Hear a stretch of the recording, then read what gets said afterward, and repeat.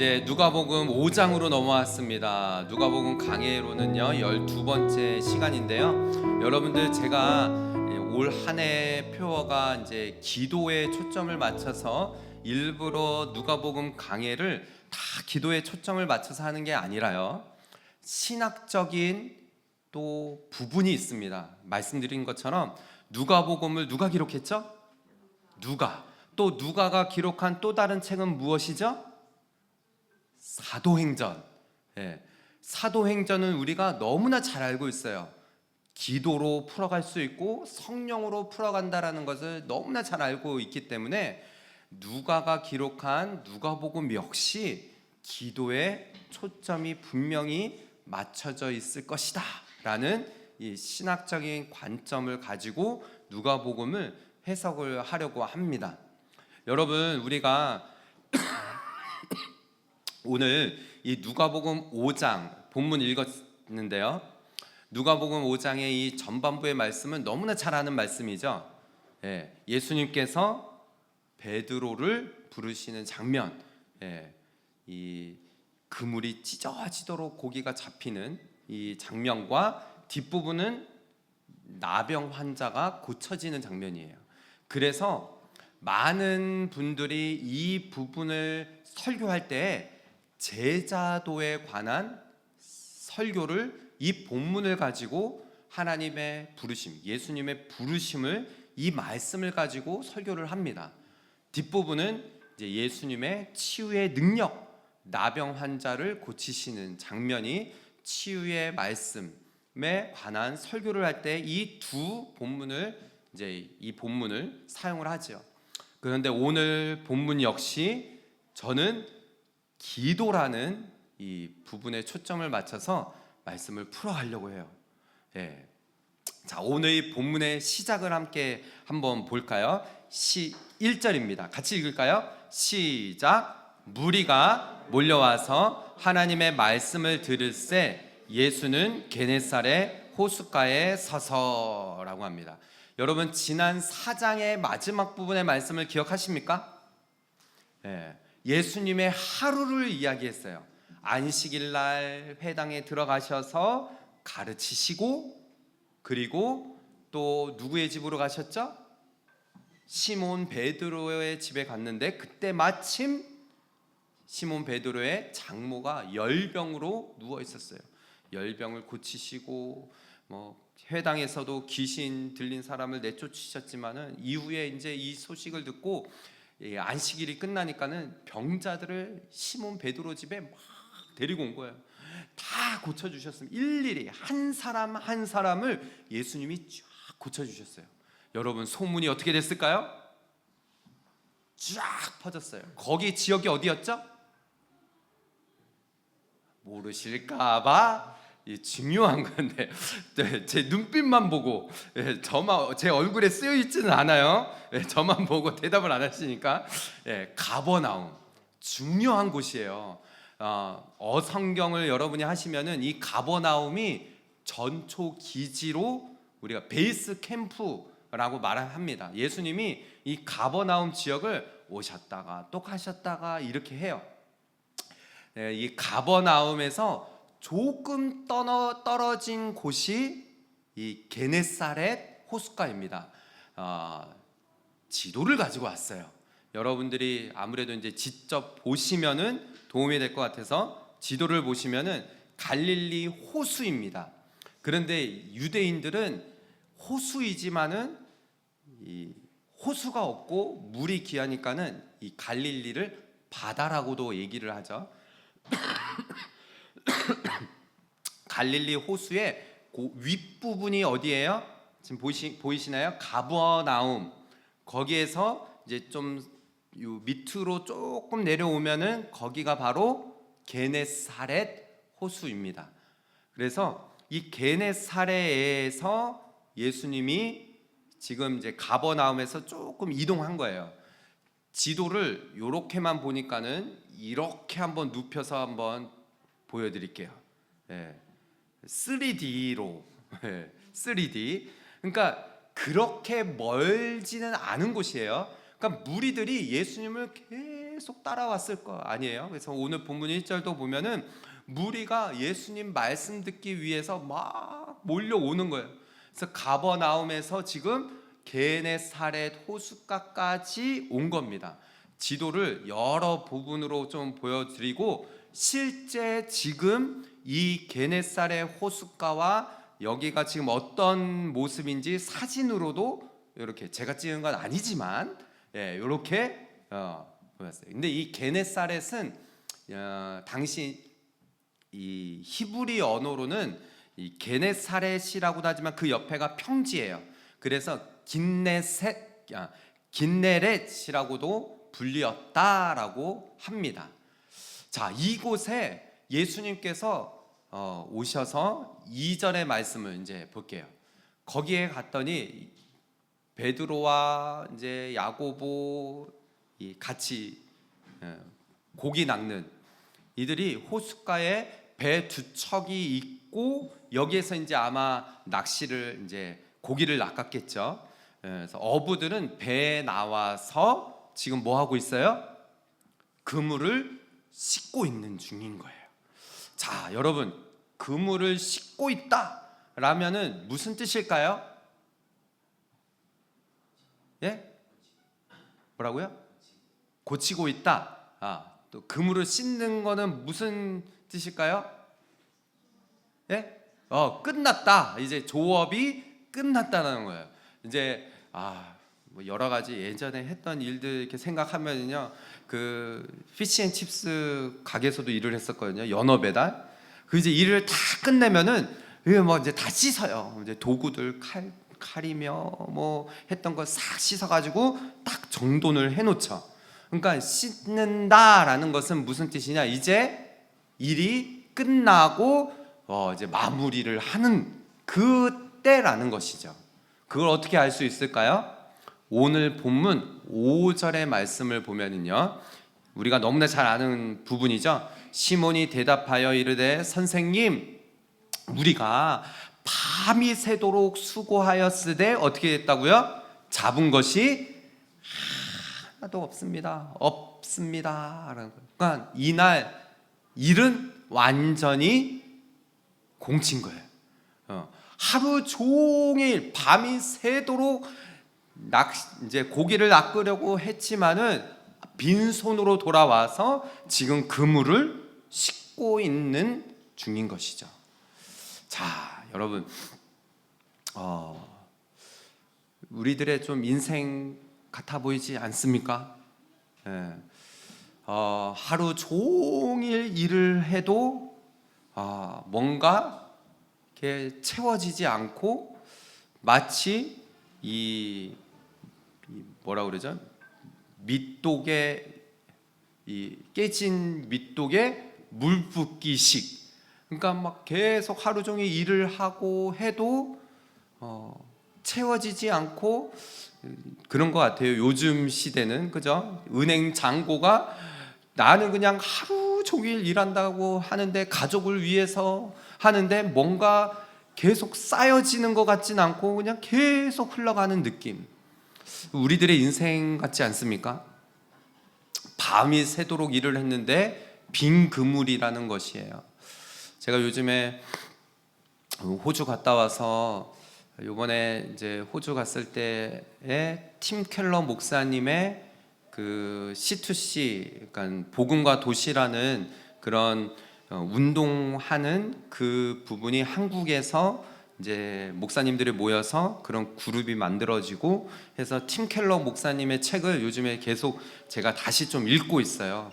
근데 팀 켈러 목사님의 책 중에 제가 여러분들 좀 소개해드리고 싶은 책인데, 일과 영성이라는 책이에요. 뉴욕의 리디머 처치를 이제 세우시고 얼마 전에 3년 전에 돌아가셨죠. 72세의 나이로 이제 돌아가셨는데, 아주 이 시대에 C.S. 루이스와 같은 분으로 평가받는 분이세요. 그래서 팀 켈러 목사님의 이 일과 영성이라는 책을 제가 요즘에 또 좀 다시 꺼내서 읽고 있어요. 근데 이 책에 보면은 단락별로 정말 좀 여러분들이 이제 일과 신앙생활을 어떻게 해야 되는지를 아주 잘 나타내 있는 잘 기록되어져 있는 이제 그런 책인데 거기에 그 책에 한 구절이 어떤 구절이 있었냐면 지금도 제가 이제 조금 그 기억이 나는 게 밤낮 없이 매달리고 달려도 입에 풀칠하기조차 버거운 시대 이런 글귀가 있어요. 읽는데 야 진짜 밤낮으로 달려오는데 쉽지 않다. 요즘 시대는 제가 그런 것 같아요. 6년을 진짜 여러분도 아시다시피 밤낮으로 달려왔잖아요. 일도 하면서 사역을 하면서 6년을 그렇게 달려왔는데 마치 정말 내 손에 아무것도 쥐어지지 않는 것 같은 지금 베드로가 그런 상황인 거예요. 네. 여러분 우리가 기도라는 것이 무엇인지 오늘 이 본문에서 깊이 생각해 볼 필요가 여기에 있습니다. 여러분 우리는 언제 기도하죠? 매일 기도하죠. 그런데 정말 우리가 기도하는 것의 의미를 알아야 돼요. 기도한다라는 것은 무엇이냐? 인간의 끝에서 내가 정말 할 수 없는 그 상황에서 하나님께서 하실 수 있습니다 라는 그것이 바로 기도라는 거예요. 인간의 끝이 바로 하나님의 일하기 시작하는 그 부분이라는 것이죠. 여러분 우리가 이제 뒷부분에 보시겠지만은 여러분 이 배는 빈 배였어요. 고기가 한 마리도 낚여지지 않은 그 빈 배 위에 누가 올라타시지요? 예수님이 올라타셔요. 거기에서 말씀이 선포되어져요. 우리에게 있어서 정말 빈 그물, 빈 배와 같은 그곳에 예수님이 오셔서 정말 기도라는 배에 예수님이 오셔서 예수님을 초청하는 거예요. 하나님, 제가 제 인생에서 기도의 자리 엎드립니다. 기도하겠습니다. 하나님, 이 기도를 통하여 하나님 일하시옵소서, 예수님 오시옵소서 하는 그 고백에서부터 시작이라는 거예요. 사랑하는 우리 성도 여러분, 오늘 말씀의 시작, 어떻게 보면은 인간의 실패 현장에서 시작되어지는 이 기도가 어쩌면은 오늘 우리가 보는 이 본문의 말씀에서 주님 그렇습니다. 저는 아무것도 할 수 없습니다. 저는 정말 제 힘으로 제 능력으로 할 수 있는 것은 아무것도 없다라는 그 고백에서부터 그 기도에서부터 시작된다라는 것을 여러분 기억하시면서 오늘 이 말씀 전체적으로 우리가 이제 살펴볼 때 이 전제 하나님 저는 아무것도 할 수 없습니다. 기도한다라는 것의 의미를 다시 한번 부여하며 오늘 이 말씀을 우리가 함께 살펴보려고 합니다. 자, 이렇게 1절, 2절이 시작이 되어졌어요. 자, 3절의 말씀으로 넘어가 볼까요? 이 배에 예수님께서 이제 이 배에 오르십니다. 두 배가 거기에 이렇게 떠 있었다라고 그랬잖아요. 한 배에 예수님께서 오르세요. 그리고 그 배는 누구의 배라고요? 시몬 베드로의 배였어요. 예수님 분명히 알고 가신 거예요. 시몬 베드로의 배라. 육지에서 조금 떼기를 청하시고 거기에 앉으사 배에서 무리를 가르치십니다. 여러분, 이거 무슨 의미일까요? 예수님께서 배에 올라타셨어요. 그럼 지금 무리들은 어디에 있는 거예요?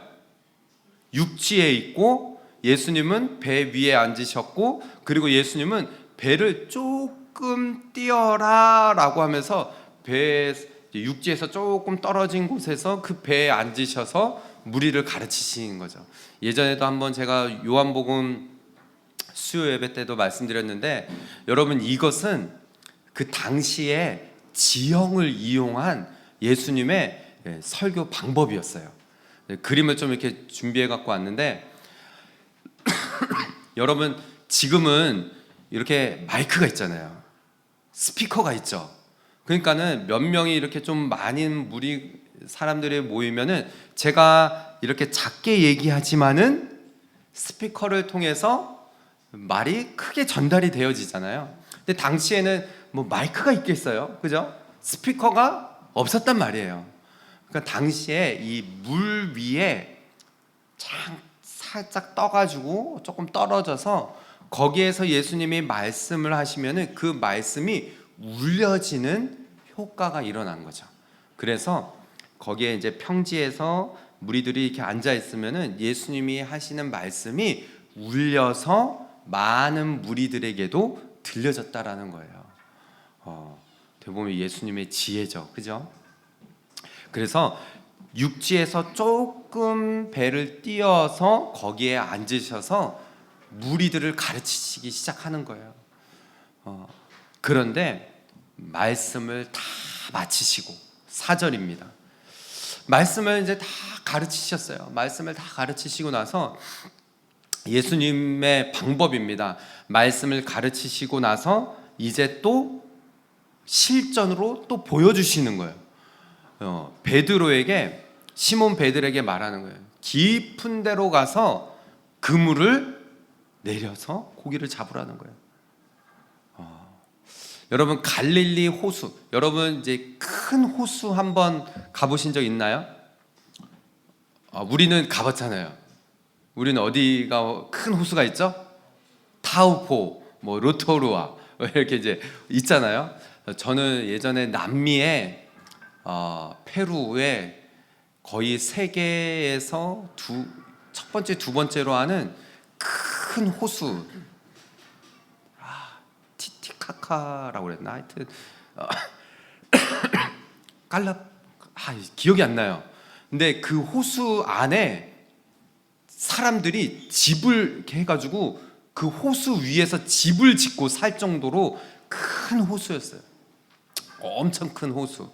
그러니까 갈릴리도 정말 큰 호수죠. 근데 여기에 호수에 고기가 잡히는 것은 보통 때에 밤에 잘 잡히는, 밤에. 그래서 그렇게 밤이 새도록 고기를 낚은 거예요. 그리고 깊은 곳이 아니라 좀 얕은 곳에서, 보일 수 있는 곳에서 그물을 던질 때 그때 고기가 낚여진다는 거예요. 근데 지금 예수님이 상식적이지 않은 방법으로 베드로에게 말을 하는 거예요. 깊은 데로 가서 그물을 던지라는 거죠. 여러분 우리가 생각해 봅시다. 자, 베드로는 몇 년을 이 어부 생활을 한 베테랑이에요. 예수님은 지금 30살이 이제 넘으셨으니까는 이때까지 무슨 일을 하셨죠? 예? 예수님 아버지의 일이 뭐예요? 목수잖아요, 목수. 네. 그러니까 예수님은 아버지의 일을 도와서 목수 일을 했어요. 그렇다면은 누가 베테랑이에요? 예, 베드로가 베테랑이잖아요. 그러니까 마치 이런 거죠. 저는 그런 일을 아무것도 해본 적이 없는데 누군가에게, 우리 성도님에게 그거는 이렇게 이렇게 여기로 하십시오. 상식적으로 전혀 이해가 안 되는 명령이었어요. 여러분, 기도는 우리가 기도할 때 내 어떤 경험, 내 어떤 상식, 내 지식, 내가 지금까지 알고 있었던 것들을 모두 다 내려놓고 하나님의 말씀을 듣는 것이 기도예요. 앞에서 전제가 뭐였어요? 나는 정말 아무것도 할 수 없습니다. 주님, 저는 실패할 수밖에 없는 인간입니다. 라는 이 전제하에 우리가 기도하며, 그 기도할 때 내 어떤 모든 것들을 다 내려놓고 주의 말씀을 듣는 것이 기도라는 거예요. 여러분은 어떻게 기도하십니까? 정말 이렇게 기도하시나요?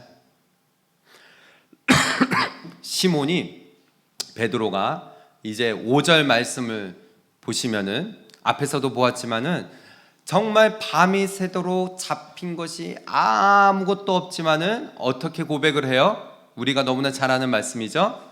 주님의 그 말씀에 의지하여 내가 그물을 내리리이다 라고 해요. 여러분, 우리가 기도할 때 정말 중요한 부분입니다. 우리는 자꾸 내 생각, 내 뜻, 내 의지, 내가 생각해 온 대로, 내가 원하는 대로 이루어지는 것이 그게 기도의 응답이고 내가 기도해야 되는 이유라고 생각을 해요. 그렇지만은 전혀 그렇지 않다라는 거예요. 여러분, 그렇게 했을 때, 주의 말씀을 의지했을 때 우리가 너무나 잘 아는 말씀 6절에 어떻게 됐죠?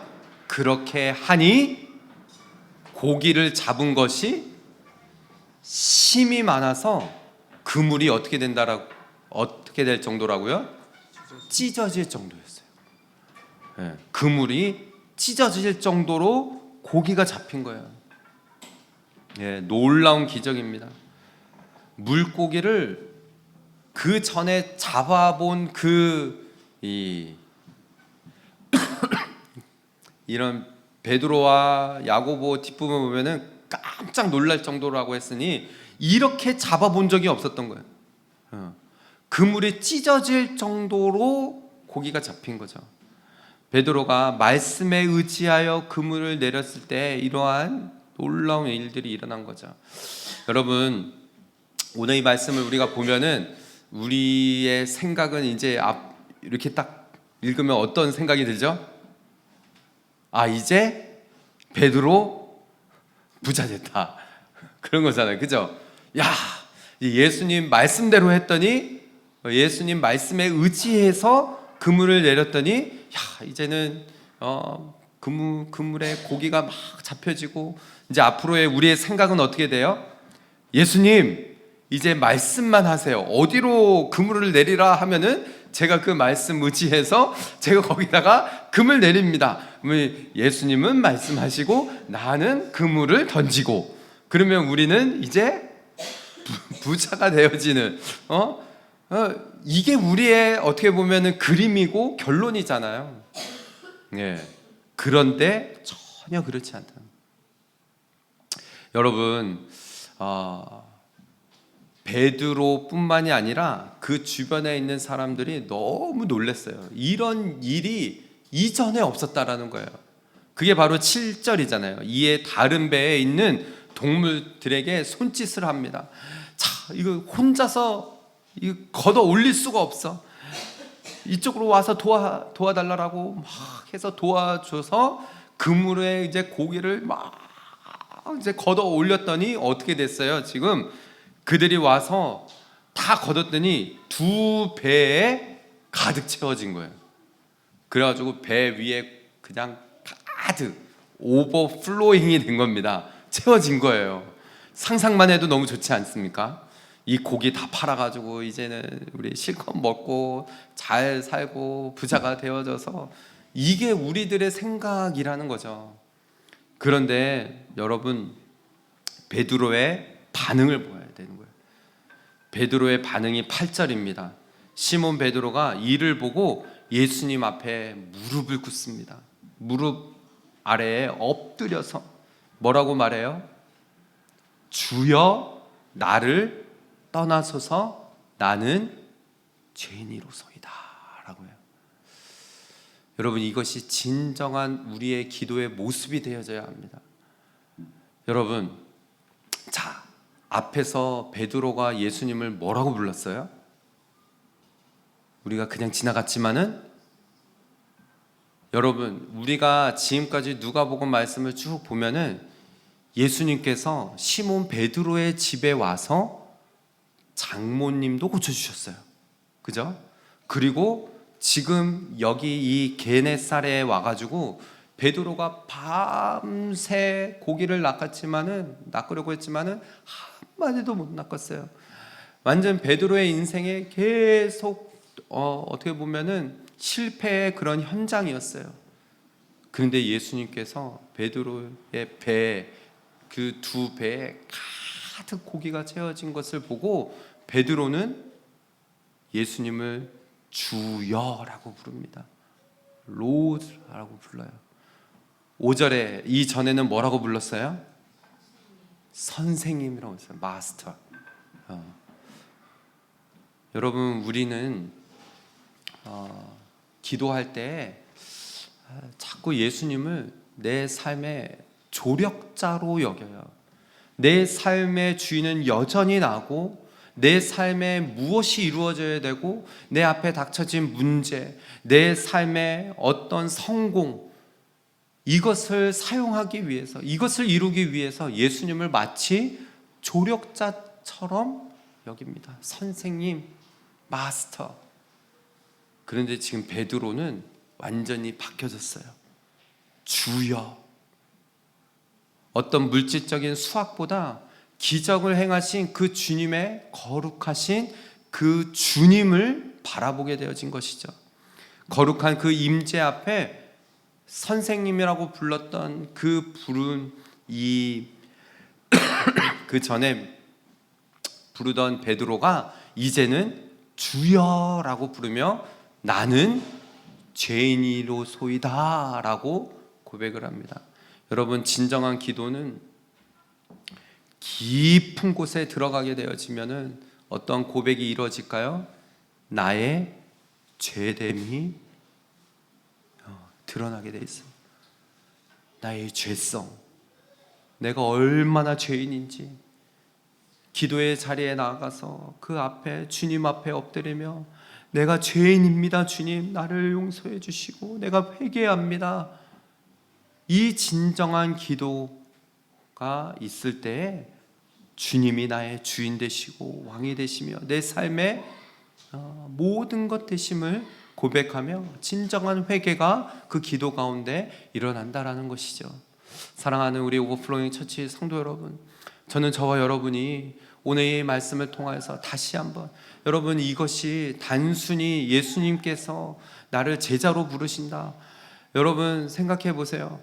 만약에 이것이, 이 말씀이 그렇게 우리들의 삶에서 성공하기 위해서 예수님의 말씀을 의지해야 되고 순종해야 됩니다 라고만 해석을 한다라면요, 여러분, 믿는 사람들이 다 성공하게 되어 있습니다. 그러나 여기 이 말씀에는요, 진짜 주인이 누구신지를 고백하는 부분이라는 거예요. 내 삶의 주인, 내 삶의 진정한 주인이 누구신지를 알게 되어져야 한다라는 것이죠. 이렇게 베드로가 오늘 이 말씀을 통하여서 내가 죄인임을 깨닫게 되어졌습니다. 그리고 나서 10절의 말씀으로 넘어가 볼게요. 같이 읽어볼까요? 시작. 세베대의 아들로서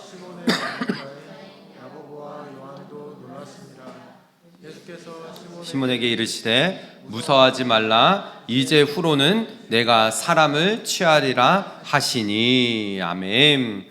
이렇게 예수님께서 베드로에게 무서워하지 마라, 두려워 말라, 이제 이후로는 네가 사람을 취하게 될 것이다. 우리가 너무나 잘 아는 말씀이죠. 사람을 낚는 어부가 될 것이다 라고 예수님 말씀하세요.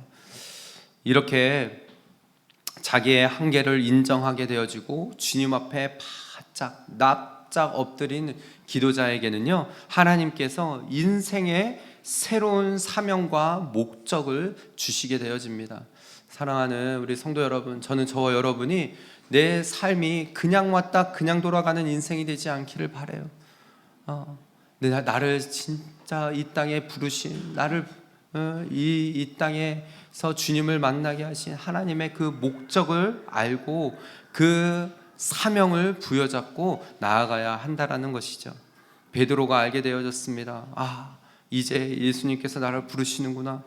그래서 11절에 그들이, 베드로뿐만이 아니었죠, 야고보와 요한도 이제 배를 육지에다가 대고 배를 버려두고 그물도 버려두고 예수님을 따르게 되어집니다.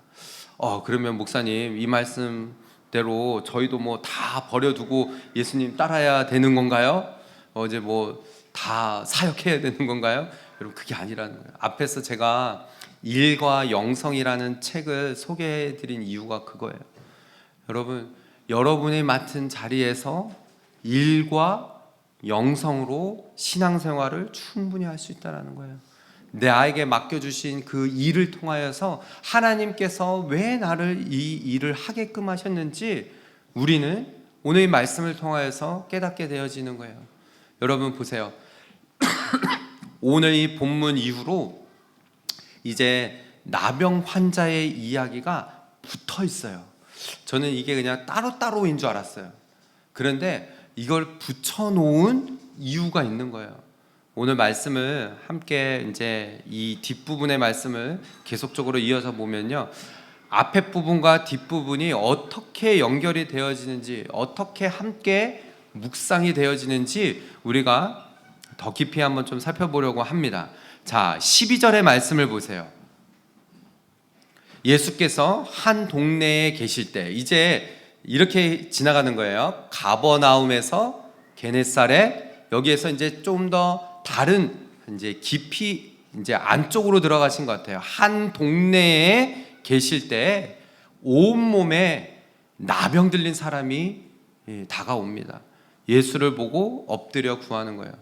그런데 앞에 부분과 이 뒷부분에 틀린 부분이 있습니다. 이 나병 환자는 예수님을 바로 뭐라고 부르죠? 주여라고 불러요. 네. 주여, 원하시면 나를 깨끗하게 하실 수 있나이다 라고 합니다. 베드로의 인생에서는 선생님이라고 불렀던 베드로를 주여로 베드로는 바뀌어져서 이제 부르게 되어졌어요. 근데 이 나병 환자는 예수님을 보자마자 주여라고 합니다. 더 나아가서 이 나병 환자의 고백은 대단해요.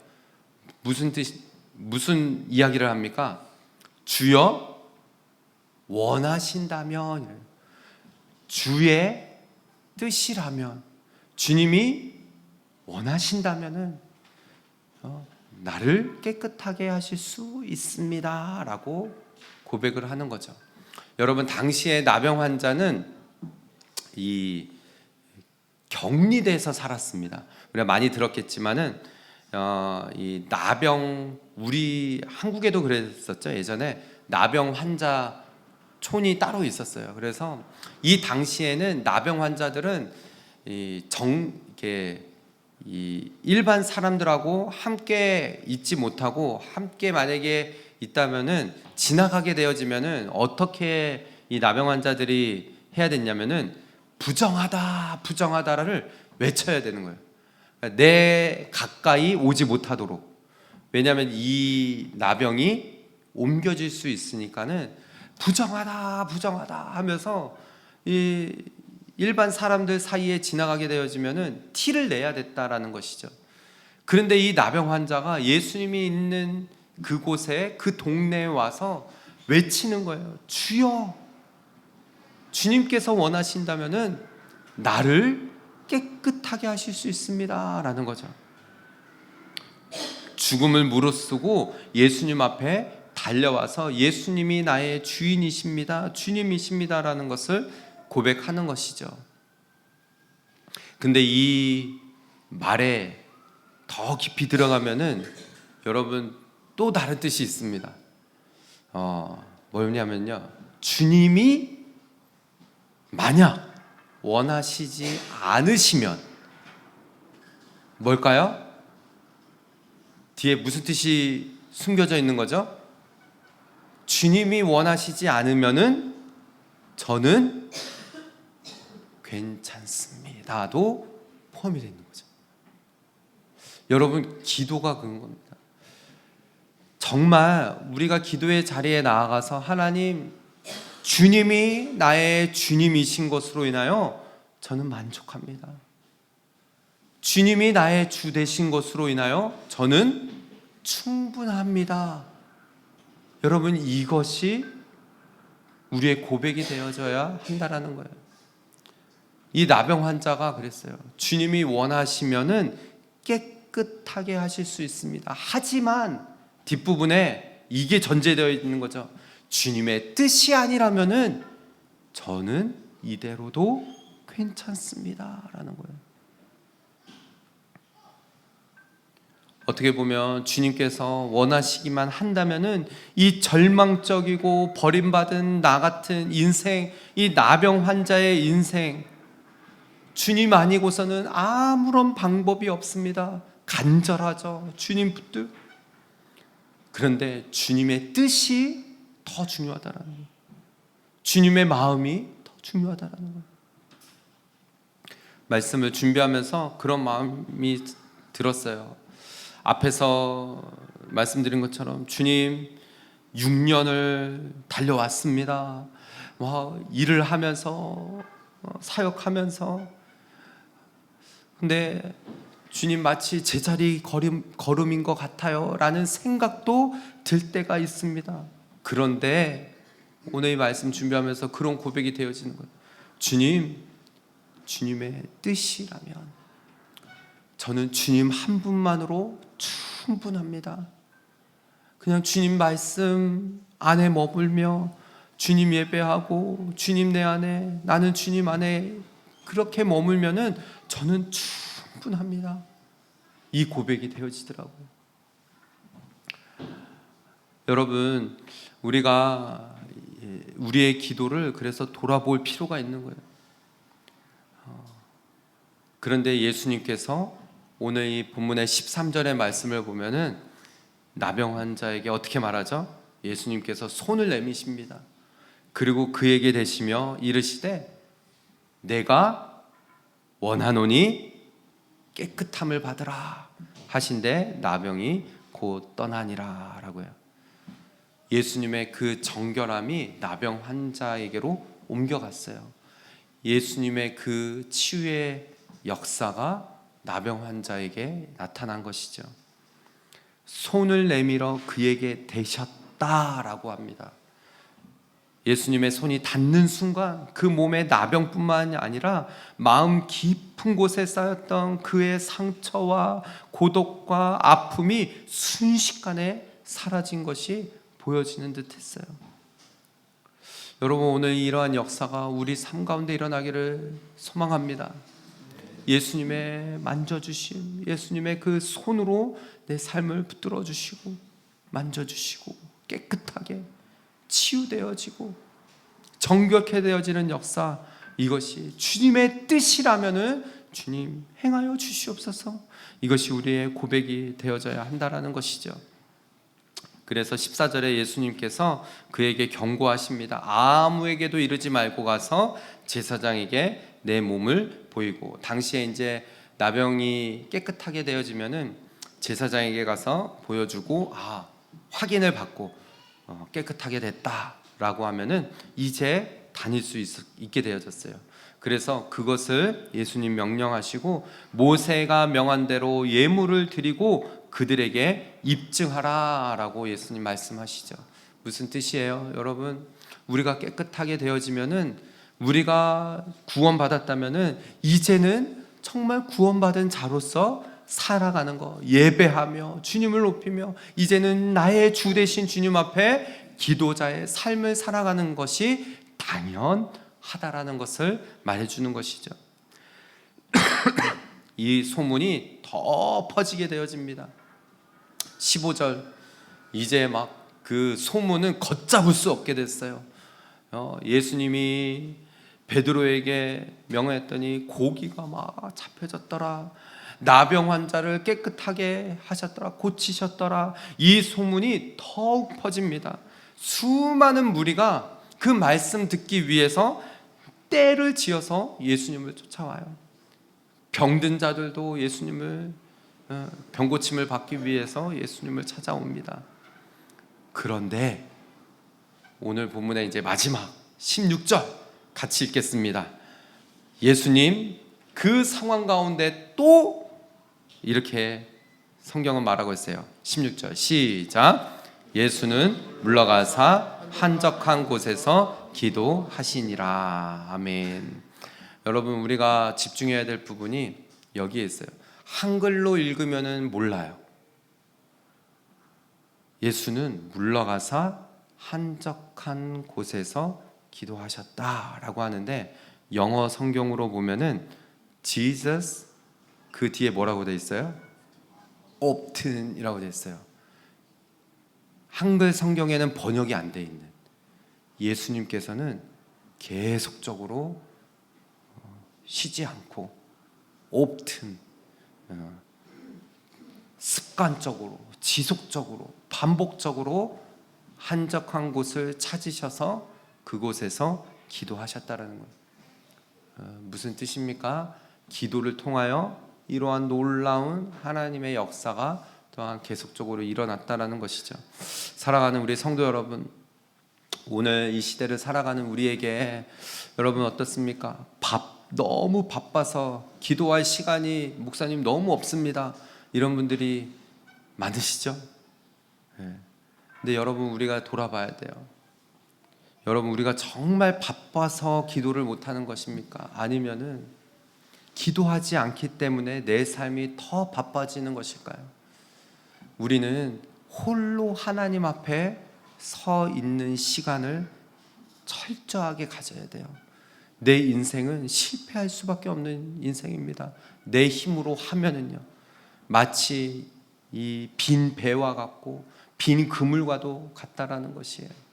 할 수 있는 것은 주님 앞에 나아가서, 주님, 나의 주님, 내 주여, 내 경험과 내 뜻 다 내려놓고 주님께서 일하실 수 있도록, 주님, 내가 주님 앞에 나아갑니다.